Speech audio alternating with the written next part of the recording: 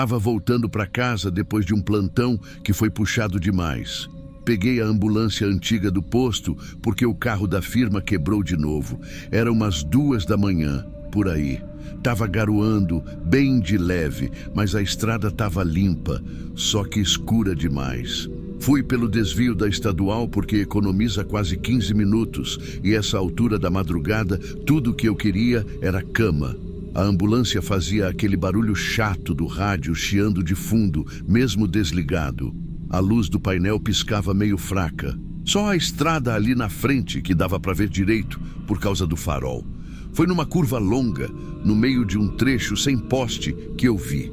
Parecia um cachorro no começo. Mas aí vi que era uma criança, parada, bem na beira do asfalto, de camisola branca, encharcada.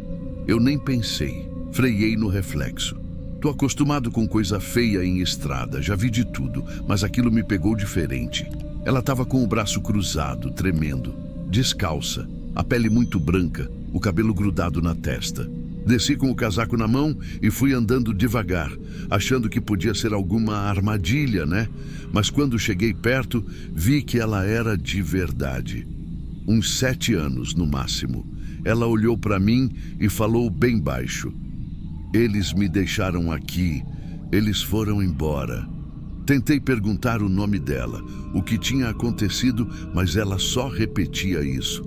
E quando eu disse que ia ligar para a polícia, vi que não tinha sinal. Tentei o rádio da ambulância e nada também. Ela não queria entrar. Ficou dizendo que não queria voltar para lá e que devia ter ido junto. Na hora eu pensei que era coisa de criança assustada, que sobreviveu a algum acidente. Peguei no colo e botei no banco da frente. Enrolei ela no casaco e falei que ia levar para a delegacia. Era o mais perto. No caminho ela ficou o tempo todo olhando pela janela, mas não era para a estrada. Ela olhava para o mato, para o escuro do lado de fora, como se esperasse ver alguma coisa. Depois de uns 5 minutos, ela perguntou: "Você escutou o barulho também?" Antes que eu respondesse, o rádio da ambulância deu um estalo forte e fez um som igual a quando um monitor cardíaco apita para mostrar que o batimento voltou, sabe? Ela se encolheu e tampou os ouvidos com força. É igual aquele dia, é igual aquele dia. Aquele som ficou rodando na minha cabeça também. Fiquei com a sensação de que alguma coisa estava errada, mas segui dirigindo. Queria só chegar logo e tirar aquela menina daquela situação. Parei num posto, mesmo fechado, só para respirar e ver se tinha sinal. Desliguei o motor. Abri a porta e perguntei se ela queria água. Ela só balançou a cabeça e falou assim, com uma voz que parecia que estava contando a coisa mais normal do mundo. A gente estava dormindo, mamãe, papai e meu irmão. Quando acordei já estava debaixo d'água. Eu tentei puxar eles, mas só eu consegui sair. Meu estômago revirou. Perguntei onde foi isso. Ela apontou para frente, para a estrada. Aqui perto, onde a ponte quebrou. Aí me veio na hora. Uns dias atrás, passou no plantão do hospital. Uma família que caiu da ponte com o carro depois da chuva forte. Morreram afogados. Tinha uma criança sobrevivente, mas falaram que estava em estado grave. Mas a menina ali do meu lado, ela não parecia machucada, nem arranhada. E o mais estranho, ela estava seca. O cabelo estava limpo, não fazia sentido. Eu liguei o rádio de novo, só para ver se conseguia alguém da base. Uma voz respondeu meio rouca: "Central, ninguém foi autorizado a usar esse veículo hoje." Eu congelei. Desliguei na hora. A menina virou para mim bem séria: "Você vai me devolver para a água?" Naquele momento, eu soube que alguma coisa tinha dado muito errado. E eu já não tinha certeza se aquilo ali era só uma criança. Eu voltei para a estrada sem saber o que pensar. Só queria sair dali. Decidi ir para o hospital da cidade direto. A estrada era conhecida. Já tinha feito aquele trecho dezenas de vezes. Mas quando eu liguei o GPS da ambulância, ele mostrou um caminho diferente. Parecia mais longo, com umas voltas que não batiam. Mas segui, porque o sinal ainda estava ruim e eu só queria chegar em algum lugar com gente. A menina não falou mais nada. Ela só olhava para frente e tinha uma coisa no jeito dela sentar, como se já soubesse para onde estava indo, como se tivesse aceitado. Depois de uns 15 minutos dirigindo, eu vi uma placa caída. E lá na frente, a estrada terminava numa ponte quebrada. Barricada, fita, tudo destruído. Foi ali que eu entendi. Eu parei a ambulância, desci e iluminei com o celular. A garoa tinha virado sereno. A noite estava mais escura do que nunca. Cheguei na beira da ponte. Lá embaixo, no barranco, vi um pedaço de carro. O reflexo da lanterna bateu num vidro sujo de lama. E quando cheguei mais perto, vi os corpos. Estavam inchados, grudados nos bancos. 3 adultos. E no banco de trás, tinha uma menina, idêntica à que estava comigo. Mesma idade, mesmo cabelo, mesma camisola. Mas o rosto, sem vida. Olho meio aberto. A mesma expressão serena. Aquilo me travou. Não dava para pensar. Não dava para respirar. Corri de volta para a ambulância com o peito apertado. Só que quando abri a porta do passageiro, ela não estava mais lá. O banco estava vazio. Mas o vidro da porta estava coberto de marcas de mãozinhas. Várias. Todas viradas para fora, como se alguém tivesse tentado sair. O rádio da ambulância ligou sozinho. Fez o mesmo som de antes. Aquele chiado de aparelho médico subindo. E depois entrou uma voz, mais limpa dessa vez. Central chamando. O corpo da criança foi encontrado agora há pouco, senhor. O senhor confirma se está sozinho? Eu fiquei parado. Não conseguia falar. O som do rádio ecoando dentro do carro e eu olhando para o retrovisor. E foi aí que eu vi. Ela estava atrás de mim, de pé, dentro da ambulância. Com a mesma roupa, mas o cabelo molhado agora. Como se tivesse saído da água. E ela olhou para mim e sorriu. Um sorriso pequeno, doído, e falou baixinho: eu te avisei, eu devia ter ido junto. Foi só isso. Depois, tudo apagou. Me contaram depois que encontraram a ambulância na manhã seguinte. Capotada, caída no mesmo barranco onde estava o carro da família dela. Eu morri na hora, segundo o laudo. Coluna quebrada, pescoço também. Só que tinha uma coisa estranha. O rádio da ambulância.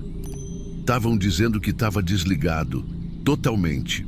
E o vidro do passageiro tinha as mesmas marcas pequenas, voltadas para fora, mas o banco estava vazio. Não tinha sinal de ninguém comigo, nem roupa molhada, nem casaco, nem vestígio de outra pessoa, só eu. E mesmo morto, parece que meu rosto ficou com uma expressão que ninguém entendeu direito. Disseram que parecia que eu estava olhando para alguém, mas ninguém achou nada, nem ninguém.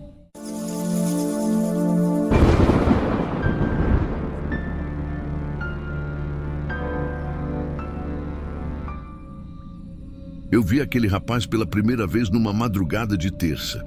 Era perto de 2 da manhã, ali na BR, depois do trevo de Ourinhos. Eu estava levando uma carga leve, indo tranquilo, farol alto, estrada quase vazia. Só tinha uns 2 caminhões mais à frente. E foi quando percebi uma sombra do lado direito da pista, bem na beirada. Pensei que era bicho, mas quando o farol pegou, vi que era um rapaz. Correndo do lado dos caminhões. Ele devia ter uns 20 e poucos anos. Magro, camiseta branca, short escuro. O jeito que ele olhava, parecia que estava tentando alcançar o caminhão. O corpo todo tenso e os olhos fixos nos motoristas, como se esperasse que alguém parasse para ele. Aquilo me arrepiou, porque ele não parecia fugindo, parecia querendo ser visto. Passei por ele rápido. Olhei no retrovisor e ainda vi o vulto se mexendo no escuro. Parecia que ele acelerava quando o farol batia. Na hora pensei que era algum atleta, alguém treinando, mas quem é que treina de madrugada, do lado de caminhão? Segui viagem, mas fiquei com isso na cabeça. Na manhã seguinte, no posto onde costumo parar, comentei com o rapaz do caixa. Ele só disse que já tinham falado desse sujeito antes. Que aparecia de vez em quando, sempre à noite, sempre perto de caminhoneiro. Voltei para a estrada uns dias depois e, sem querer, passei pelo mesmo trecho. E lá estava ele de novo, dessa vez mais perto da pista, correndo com o rosto virado para mim, como se soubesse que eu estava vindo. Eu reduzi um pouco, mas ele não saía do lugar. Corria na mesma linha, no acostamento, e quando o farol pegou ele, juro, ele abriu um sorriso rápido, um sorriso seco, como quem reconhece alguém. O peito gelou na hora, acelerei e não olhei para trás. Mais tarde, já num posto depois de Bauru, fui abastecer. O frentista veio puxar papo, perguntou se eu estava vindo de Ourinhos. Falei que sim. Aí ele olhou meio sério e disse: "Você viu o moleque, né?" Na hora eu gelei. "Que moleque?" perguntei.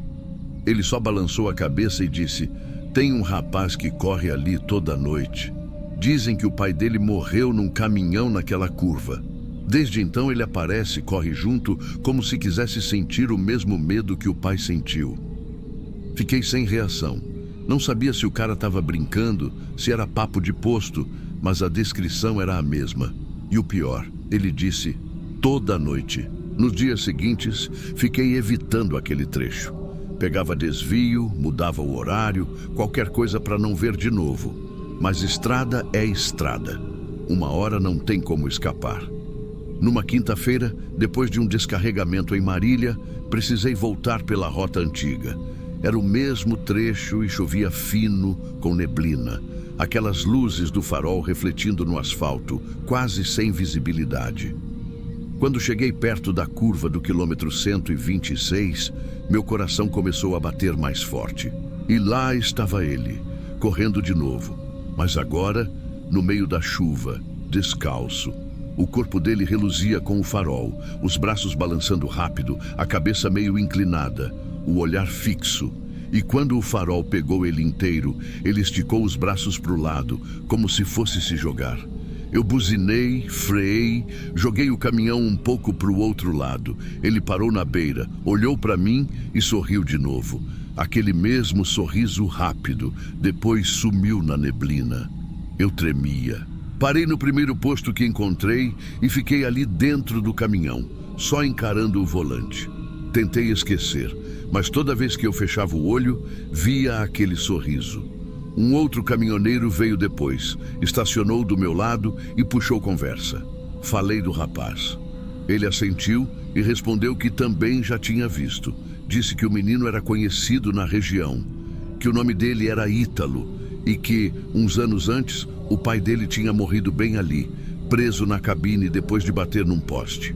Aí ele completou: "O garoto estava no banco do carona, saiu vivo. Desde então corre toda noite. Diz que o pai morreu com o coração acelerado e ele tenta chegar no mesmo ritmo." Fiquei sem ar. Era um jeito estranho de homenagear alguém, ou de se punir. Voltei para o caminhão sem conseguir dormir. E não sei explicar, mas naquela madrugada, enquanto eu tentava descansar, ouvi passos lá fora. Como se alguém corresse do lado do caminhão, devagar, no mesmo ritmo da chuva batendo. Olhei pelo retrovisor, mas não tinha ninguém. Mesmo assim, o som não parava, e eu fiquei ali parado, com a mão no volante, rezando para amanhecer logo. Alguns dias depois daquilo, eu tentei seguir a vida normal. Evitei comentar mais, porque parecia que quanto mais eu falava, mais real ficava. Mas o que me derrubou mesmo veio numa segunda à noite. Eu estava jantando num posto perto de Jaú, televisão ligada, som baixo. Até que um trecho do jornal chamou minha atenção. A repórter falava sobre um atropelamento grave envolvendo um rapaz que foi atingido por um caminhão no acostamento da BR. Na hora, meu corpo travou. O lugar, a hora, a curva.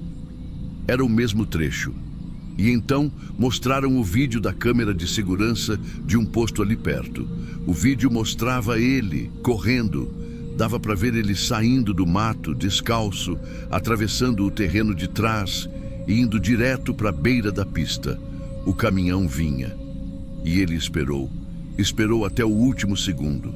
E então correu paralelo, igualzinho como fazia antes. Mas o que me destruiu foi o sorriso. A câmera pegou o exato momento em que ele virou o rosto e sorriu. Sério. Ele sorriu, antes de ser atingido. Não era um acidente. Não era desespero. Era como se fosse aquilo mesmo que ele queria. O vídeo não mostrou o impacto, cortaram antes. Mas só de ver até ali, me faltou o ar. O prato esfriou. A colher caiu. E eu comecei a tremer. Voltei para o caminhão e fiquei ali, com a TV desligada, encarando o nada. Comecei a lembrar de tudo, do sorriso, do jeito que ele acelerava quando via os faróis, do barulho dos passos naquela madrugada que eu ouvi do lado do caminhão. Naquela noite eu não dormi, nem na seguinte. Passei uns dias tentando evitar a estrada, arrumei uma desculpa e fiquei em casa. Mas o pior é que o barulho dos passos me seguiu. Não sei se era da minha cabeça, mas eu ouvia, quase toda noite. Um som seco de tênis molhado batendo no chão. Às vezes aumentava. Às vezes parecia passar do lado da janela e sempre do lado direito. Comecei a acordar assustado, abrir a porta, olhar em volta. Nada, só silêncio. Mas eu juro, tinha alguma coisa vindo junto. Mesmo parado, eu sentia. Na semana seguinte, fui obrigado a voltar para a estrada. Uma entrega urgente. Tentei mudar a rota, mas no fim tive que passar por lá, por aquele mesmo trecho. Eu fui o tempo todo com a respiração presa. Quando cheguei perto da curva, por instinto, olhei para o acostamento. Não tinha ninguém, mas a faixa da pista estava marcada. Tinha uma pintura nova, com um trecho meio esbranquiçado, mal disfarçado. Ali foi o lugar. E quando eu passei, sem olhar muito, senti algo dentro do caminhão. Um peso. Como se tivesse alguém ali. Olhei rápido pelo retrovisor. Vazio. Mas o banco de passageiro parecia afundado. Eu juro por tudo, não tinha ninguém, mas parecia que alguém estava ali, com o rosto virado para mim. E por um segundo, só um segundo, me veio a imagem dele sorrindo. Aquele mesmo sorriso rápido, sem emoção. Parei mais à frente, saí do caminhão, dei a volta. Nada. Tudo normal. Mas desde esse dia, eu não consigo mais escutar som de passos sem gelar. Mesmo em casa, mesmo na cidade, se ouço alguém correndo na calçada, eu travo. Fico esperando aquele som igual, aquele ritmo. Às vezes me pego olhando para o retrovisor por reflexo. E toda vez que passo por alguém na beira da estrada, eu olho 2 vezes, com medo de ver ele de novo, ou alguém parecido, ou pior, alguém fazendo a mesma coisa. Depois da reportagem, parece que ninguém mais falou no assunto. A matéria sumiu, como se tivesse sido só mais uma tragédia de rodovia. Mas para mim não foi. Eu vi ele várias vezes, e aquele sorriso não era de quem estava pedindo socorro, era de quem queria que alguém assistisse. Era como se o sofrimento dele só fizesse sentido se tivesse plateia. E eu assisti, eu estava lá, várias vezes, e não fiz nada. Tem dia que eu penso se ele escolheu sorrir para mim, se foi de propósito, se era uma forma de dizer, agora tá feito. Eu já carreguei carga perigosa, já vi acidente feio, já parei para socorrer gente que não escapou. Mas nada me marcou igual esse rapaz, porque ele corria do lado dos caminhões, mas era a gente que estava sendo seguido.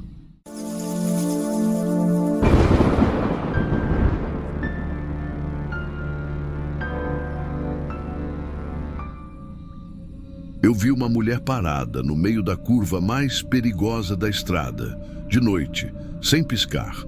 Estava voltando sozinho de uma cidadezinha onde fui fazer um serviço.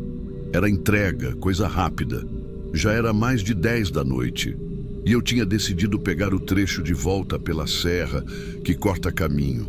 É mais deserto, mas economiza uns 40 minutos. Já passei por ali várias vezes, nunca vi nada demais. Só que naquela noite foi diferente. Era uma curva fechada, depois de um aclive. A luz do farol já pega de frente quando você está terminando de subir. E quando joguei o farol ali, tinha ela, parada, de vestido claro, meio florido, cabelo preso. Não estava pedindo carona, nem acenando. só parada no canto da pista, olhando para os carros como se estivesse esperando alguém bater mesmo. Na hora eu gelei. Sabe quando você vê e já pensa, não é normal? Reduzi, fui passando devagar. O rosto dela estava meio inclinado, tipo tentando ver quem estava dirigindo. E quando eu passei, ela gritou meu nome, inteiro, nome e sobrenome, com a voz forte. Aquilo ali me travou na hora. Eu freei, ainda no embalo da curva, e fiquei tentando entender. Ela sabia meu nome. Ela me viu e falou o nome certinho. Pensei 1000 coisas. Alguém conhecida, alguém do passado, mas não reconheci o rosto. Não fazia sentido nenhum. E o jeito que ela falou foi direto, como se tivesse certeza que era eu. Eu pensei em seguir, mas minha cabeça já tinha travado. Eu estava sozinho, no escuro, e uma mulher que eu nunca vi falou meu nome em voz alta no meio da estrada. Não dá para ignorar isso fácil. Dei marcha a ré com cuidado, voltei no trecho devagar, olhando para os lados. Mas ela já não estava mais lá. E aí piorou. Porque eu comecei a achar que tinha alucinado, que estava cansado demais. Mas eu sabia o que eu tinha ouvido. Continuei o caminho, agora mais devagar, bem ligado. A estrada ali tem poucas entradas. Uns sítios, umas cercas, umas entradas de terra. Só mato fechado dos 2 lados. Quando cheguei mais para frente, uns 6 ou 7 minutos depois, vi uma luz fraca piscando no acostamento. Era a pisca-alerta. Aproximei e vi o carro. Estava bem amassado de um lado, como se tivesse rodado e batido de leve num barranco. O vidro da frente trincado. Alguém ainda estava dentro. Parei o meu do outro lado com o pisca também. E desci. Era um homem. Devia ter uns 40 e poucos anos. Estava com a cabeça meio caída para o lado, mas estava acordado. Fui me aproximando já perguntando se ele estava bem, se queria ajuda. Ele olhou para mim com um olho meio inchado e falou meio enrolado, mas deu para entender. Ele perguntou: "Você viu minha esposa? Ela saiu para pedir ajuda." Aquilo me travou na hora de novo. Eu respirei fundo e perguntei: "Como ela era?" E ele respondeu: "Vestido claro, cabelo preso, deve ter ido na direção do outro carro. Ela disse que ia atrás de alguém, que talvez conhecesse." Eu nem precisei falar mais nada. Minha boca ficou seca. O que eu vi era real. Ela estava indo pedir ajuda, mas como é que ela sabia meu nome? Na hora, o que passou pela minha cabeça foi que talvez ela tivesse me visto em alguma coisa, sei lá, no vidro, no adesivo, algum detalhe do carro, alguma coisa assim. Mas o problema é que ela gritou antes de chegar perto e falou meu nome completo. O cara parecia tonto, machucado, mas estava consciente. Eu liguei para o resgate, expliquei mais ou menos o que vi e onde a gente estava, e fiquei esperando ali com ele. Ele tremia e, de vez em quando, olhava para frente, como se esperasse que ela fosse aparecer de novo. E eu também. Eu olhava para a estrada e ficava pensando onde que ela foi parar. E por que me chamou? A ambulância chegou rápido até, coisa de uns 15 minutos. Vieram 2 socorristas e um deles já foi direto checar os sinais do homem, enquanto o outro me pediu para contar tudo. Eu expliquei sobre o acidente, falei que ele estava consciente, que tinha dito que a esposa saiu para pedir ajuda, só que eu não contei da parte do nome, não sei por quê. Talvez vergonha, talvez medo de parecer maluco. Fiquei ali do lado enquanto colocavam ele na maca. Ele perguntava o tempo todo se alguém tinha visto ela, e ninguém tinha. O socorrista perguntou se ela podia ter se afastado demais, e o cara dizia que não, que ela não deixaria ele sozinho por muito tempo. Mas já fazia quase meia hora que ela tinha saído. A estrada era escura, perigosa, não tinha acostamento direito. Se alguém não visse, podia ser atropelada fácil. Eles começaram a fazer uma busca ali perto, com lanterna. Fui ajudar também. A estrada fazia uma curva em S, e ali perto tinha uma entrada de terra, como se fosse para um sítio, mas com a porteira fechada. Andei uns passos para lá, ainda com o coração acelerado. E foi ali que vi o crachá. Estava virado de costas, meio sujo de poeira e mato, perto do poste torto. Peguei sem pensar muito. Quando virei, era o meu crachá do trabalho. Aquele de plástico com nome e sobrenome, caído no mato, na beira da estrada. Eu não sei como aquilo foi parar ali. Não sei se caiu do carro, se caiu de mim, mas a verdade é que ela deve ter visto antes, em algum ponto do trajeto. Talvez no vidro, talvez num posto, talvez até na estrada mesmo, indo a pé enquanto eu passava. Pode ter batido o olho e decorado, e aí, quando me viu, reconheceu e gritou. Mas na hora não pareceu isso. Na hora pareceu que ela me conhecia. Pareceu algo mais profundo. Me senti exposto, vigiado, sem saber por quem. Aquilo me mexeu de um jeito estranho. Voltei para o carro segurando o crachá. Sentei no banco e fiquei lá com o pisca-alerta ainda ligado, vendo os vultos das lanternas indo de um lado para o outro na escuridão. O homem foi levado. A mulher não acharam. Nem naquela noite, nem depois. Uns dias mais tarde, recebi uma ligação da polícia rodoviária porque tinham achado meu crachá na cena e pegaram o número pelo cadastro do Detran. Eu fui lá, expliquei tudo, o que eu vi, o que escutei, falei da mulher. Me agradeceram por ter ajudado. E pronto. Mas para mim, não passou.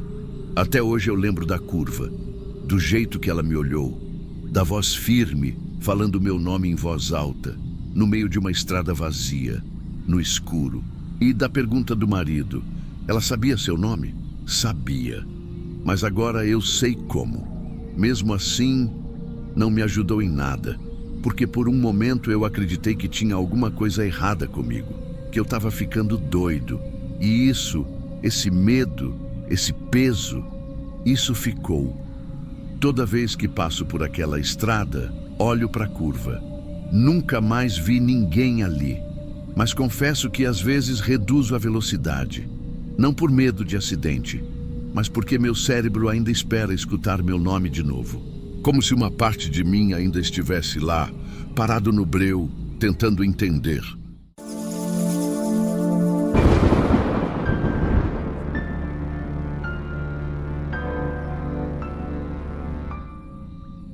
Eu já comecei a desconfiar desde a hora que ele veio falar comigo. Eram umas 8 da noite, mais ou menos. Eu tinha parado num posto ali perto da saída para a rodovia, só para tomar um café e dar uma esticada nas pernas, porque ainda faltava estrada.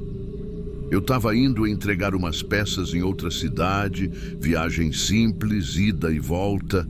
Aí esse cara apareceu, bem vestido, calmo, parecia educado.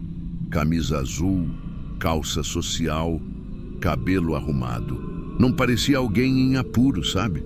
Mas ele chegou meio rápido, me abordou direto e falou assim: "Cara, será que você me dá uma força? Meu carro travou o câmbio. Tá logo ali na frente. Se puder me seguir até em casa, te agradeço demais." Ele apontou para uma direção qualquer e falou que era perto, coisa de 15 minutinhos. Disse que o carro dele estava com a esposa, que ele tinha vindo a pé até o posto e que precisava de alguém para ir atrás só até a entrada da fazenda. Eu nem sei explicar por que eu aceitei. Acho que foi porque ele parecia tranquilo, sabe? Ele não forçava, não era insistente. Só pediu ajuda e ficou ali parado, me olhando, esperando a resposta. E eu falei que sim. Ele abriu um sorriso calmo, agradeceu e foi andando para frente do caminhão, indicando para eu ir atrás. E aí começou uma das noites mais esquisitas que eu já passei na estrada. Ele andava devagar, tranquilo, como se soubesse o caminho de cabeça. Ia apontando os dedos para os lados, fazia uns gestos com a mão tipo, vira aqui, segue reto. No começo, parecia normal. Era uma estradinha de terra batida. Dava para ver que tinha umas casas afastadas, tudo apagado, pouca luz. Nada muito diferente do que a gente vê por aí. Só que com o tempo ele começou a ficar estranho. Teve uma hora que ele apontou para um galpão de zinco abandonado e fez sinal como se fosse virar ali. Aí me olhou e ficou esperando. Eu parei o caminhão, abaixei o vidro e perguntei: "É aqui?" Ele deu uma risadinha curta e fez que não com a cabeça. Continuou andando. Na hora eu pensei que ele só estava distraído. Mas depois ele fez a mesma coisa com um matagal. Apontou, parou, esperou. Eu perguntei de novo se era ali. Ele só olhou para mim, tipo analisando, e aí seguiu em frente. Aquilo começou a me dar um desconforto que não tem como explicar. Era como se ele estivesse me testando, vendo até onde eu ia, até onde eu obedecia. E o pior é que ele não tinha nem carro nenhum, nem sinal de que tinha deixado o carro quebrado em lugar nenhum. Depois da terceira ou quarta vez que ele apontou para um portão trancado, eu comecei a ficar inquieto. Não fazia sentido. Estava tudo muito vazio, muito escuro. E o tempo todo ele ia andando sem pressa, como se fosse a coisa mais normal do mundo alguém seguir um desconhecido no meio da noite. Aí eu decidi perguntar: "Tá perto de chegar já?" Ele parou. Virou o rosto devagar, olhou bem para mim, sério, e falou: "Você dirige melhor do que o último." Eu travei. Fiquei uns segundos parado, encarando ele pelo para-brisa. Eu não sabia o que responder. Só senti meu estômago virar. Aquele homem estava falando comigo como se aquilo tudo fosse repetido, como se ele já tivesse feito aquilo com outra pessoa. E o jeito que ele disse aquilo, frio, sem emoção nenhuma. Não pensei duas vezes. Joguei a marcha, passei direto por ele e fui embora. Sem olhar no retrovisor, sem parar. Voltei para a pista, acelerei o máximo que pude e fui direto para a delegacia mais próxima que tinha no caminho. Contei tudo. Os policiais ouviram em silêncio, perguntaram o horário, o lugar. Quando eu falei a região exata, um deles trocou olhar com o outro e me perguntou se eu lembrava de um carro desaparecido ali dias atrás. Eu disse que não. Ele falou que um motorista tinha sumido por ali naquela mesma rota, numa noite parecida. Não tinha sinal de assalto. O celular foi desligado num ponto da estrada e o carro nunca mais apareceu. Aí me deu um calafrio que nem sei explicar. Depois que eu saí daquela estrada, eu juro que fiquei uns 10 minutos dirigindo sem piscar. A mão travada no volante, o coração disparado, tentando entender o que tinha acabado de acontecer. Não era só medo. Era uma sensação de que eu tinha escapado de alguma coisa muito errada. De algo que estava armado, sabe? Na delegacia, os policiais não me trataram como doido nem nada. Um deles disse que já tinham ouvido umas histórias parecidas por ali, mas nunca tinham conseguido pegar ninguém. E o que me deixou mais perturbado foi o que um deles comentou assim, quase de lado. Tem gente que some e ninguém liga. Às vezes só quando já é tarde demais. Voltei para casa no dia seguinte. Cancelei a entrega, pedi para outro colega fazer. Eu não conseguia nem encostar no caminhão direito. Só queria dormir, mas não dormia. A cena daquele homem virando para mim e falando aquilo não saía da minha cabeça. Você dirige melhor do que o último. Como assim, o último? O que tinha acontecido com ele? Uns 4 dias depois, eu estava almoçando com a TV ligada, volume baixo, quando ouvi a repórter falando da região onde tudo aconteceu. O que me fez prestar atenção foi quando ela disse: ele foi encontrado andando sozinho pela rodovia, desidratado, sujo e desorientado. Eu levantei e fui até a tela, e lá estava a imagem. Era ele, o mesmo homem. Mesma camisa azul, agora toda suja, cabelo desgrenhado, com olhar perdido.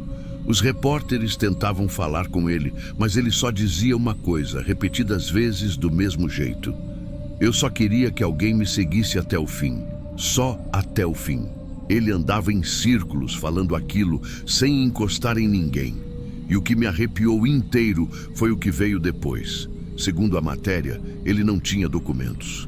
Disseram que talvez tivesse escapado de algum surto, que talvez nem fosse da região. Mas não apareceu ninguém procurando por ele. Falaram também que tinha marcas de sangue seco nas mãos e que ele carregava no bolso um papel com um nome escrito. O mesmo nome do motorista que tinha desaparecido uma semana antes. O mesmo nome que os policiais tinham mencionado naquela noite. Eu desliguei a televisão. Fiquei uns minutos parado ali na cozinha, tentando controlar a respiração. Ele não tinha carro, não tinha endereço. Não tinha explicação, mas ele sabia o nome do homem que sumiu e tentou me levar para lá também. Até hoje eu não sei se ele era só alguém em surto ou se tinha alguma coisa mais pesada por trás. Só sei que ele sabia como manipular. E o jeito que ele andava na frente do caminhão, apontando caminhos falsos, me testando, tentando me convencer, aquilo me marcou de um jeito que eu nunca vou esquecer. E toda vez que eu paro em algum posto, eu penso 2 vezes antes de atender alguém. Principalmente se for de noite. Principalmente se me pedirem para seguir até só ali.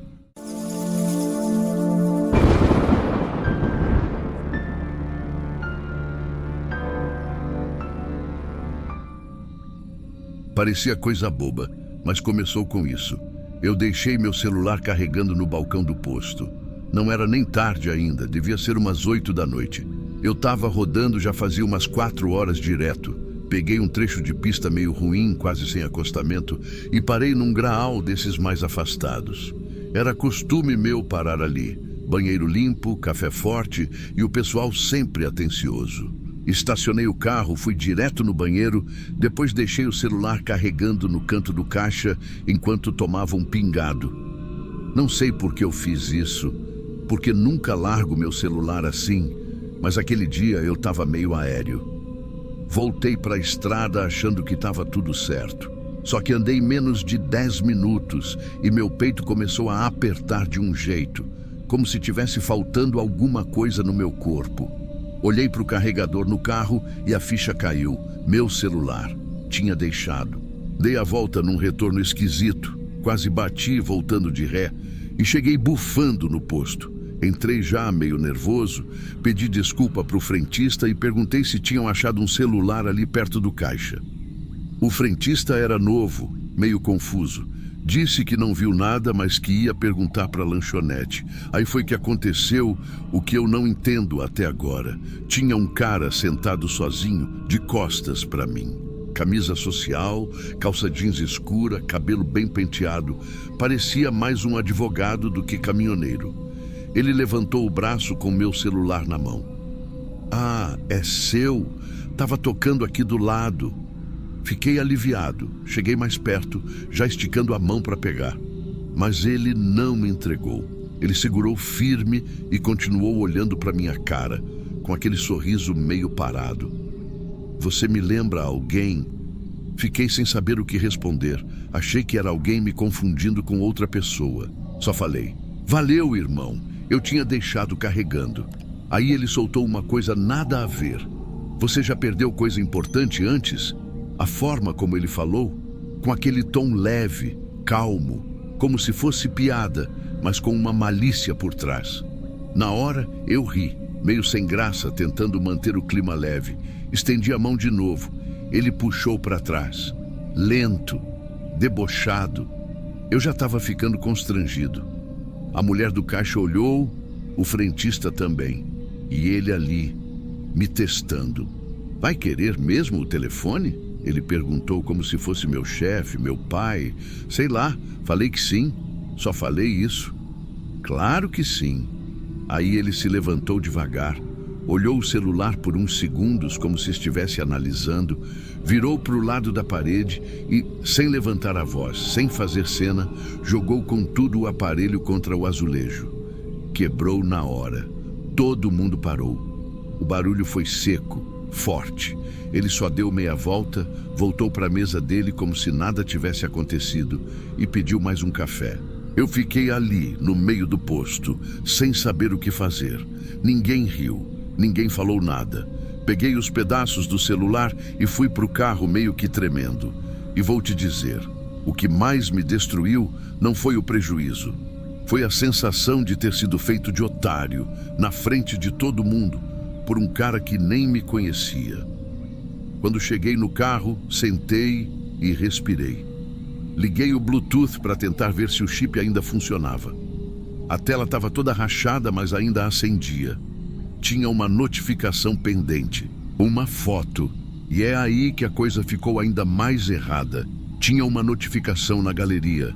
Quando eu abri, era uma selfie, tirada há poucos minutos. O cara estava com o rosto colado no meu celular, olhando direto para a câmera, como se estivesse tentando me ver do outro lado. O pior não foi a foto, foi o olhar. Ele não estava rindo. Não tinha aquela cara debochada de antes. O sorriso sumiu. Ele estava sério, olhando como quem estuda alguém, como quem mede a reação que vai causar, como quem faz aquilo mais de uma vez. Dava para ver a parede do posto atrás dele, ou seja, ele tirou aquela foto segundos antes de destruir meu celular, como se fosse um lembrete, como se soubesse que eu ia ver aquilo depois. Fiquei olhando para a imagem por uns bons minutos. Eu não entendi qual era o jogo, por que ele fez isso, qual o prazer. Não pediu dinheiro, não me assaltou, não levou nada. Só quebrou, destruiu na minha frente e voltou a tomar café. Comecei a passar mal ali dentro do carro. Tremedeira mesmo. Tive que abrir a porta e colocar as mãos no volante para me firmar. A mulher do caixa saiu depois de um tempo, veio perguntar se eu estava bem. Eu só fiz que sim com a cabeça. Ela hesitou, olhou para dentro do posto e falou: "Você conhece aquele homem?" Respondi que não. Nunca vi. Ela abaixou a voz e disse que ele já tinha feito uma cena parecida uns meses antes, com outro motorista, que também saiu com o celular destruído. Só que dessa vez, ele filmou. Ele filmou? Eu perguntei. Ela fez que sim com a cabeça. A gente viu ele segurando o telefone no modo câmera antes de jogar no chão. Voltei para a estrada, mas não consegui dirigir muito. Estacionei num recuo e fiquei ali uns 20 minutos com o carro desligado, revendo tudo. Eu não lembrava da cor do sapato dele, não lembrava se ele usava aliança, não lembrava de nada útil. Mas eu lembrava do jeito que ele me olhou depois que jogou o telefone. Aquele tipo de olhar que não mede se é certo ou errado, se passou do limite. Aquele olhar que só se preocupa com uma coisa: se você entendeu que perdeu. E eu entendi. Só não entendi por quê. Até hoje, eu ainda abro a galeria velha que ficou salva no backup do Google e vejo aquela selfie. Já pensei em apagar várias vezes, mas tem alguma coisa em mim que não deixa, como se fosse um aviso, ou como se, sei lá, um dia eu ainda fosse encontrar ele de novo.